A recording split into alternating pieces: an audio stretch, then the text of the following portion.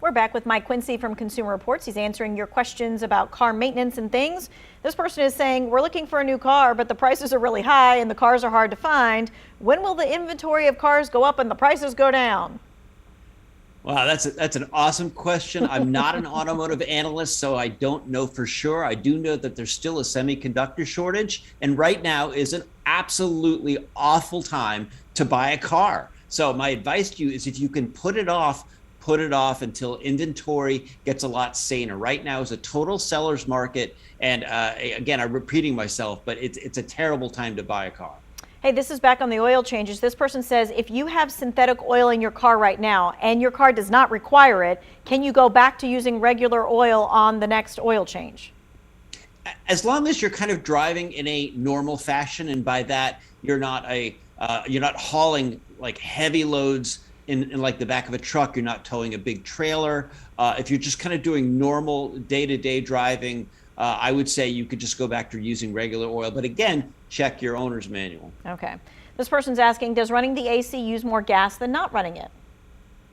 It typically does use a little bit more gas. Consumer Reports did a test on this a few years ago, running the AC versus opening the windows. Opening the windows creates more aerodynamic drag. And so it is, kind of using gas because your car has to work harder to get through the air. The AC is running a compressor, and so that's also using gas. But the most important thing is for the driver to be comfortable. The driver's going to be more alert. So use the AC. Don't worry about the extra gas usage. It's minimal to that extent. Okay. This person says, how often should I rotate my tires?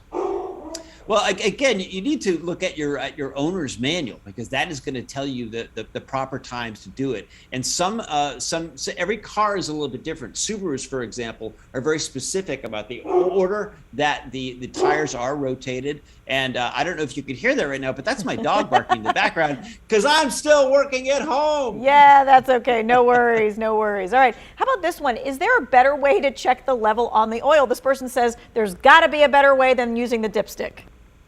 Well, some more modern, sophisticated cars have a monitoring system that tell you the level of the oil. It can be in the instrument panel in your car, but it's kind of an old-fashioned thing. I mean, you're literally putting a stick down into a well, pulling the stick out, drying it off, putting it back in, and then seeing what the level is. And that we could put people on the moon, but I'm not sure we can come up with a better system than that.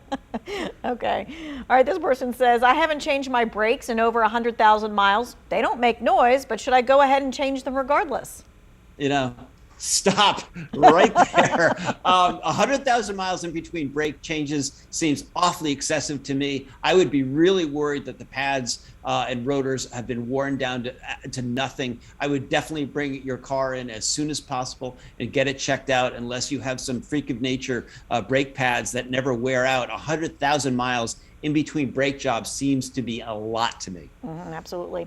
This person's asking, does cold weather give me worse gas mileage? It seems my car has less miles when it's below freezing. It depends on the car. For example, electric cars, hybrid electric cars tend to get worse fuel economy in the cold weather because the batteries are not quite as effective. It depends on what, if you're changing over your tires. If you're running winter tires, you're going to have more rolling resistance, so that can reduce your fuel economy. But it's not entirely out of the question that your fuel economy can dip in the colder weather. All right, quickly, should I have a transmission fluid flush or just a change with my new oil filter?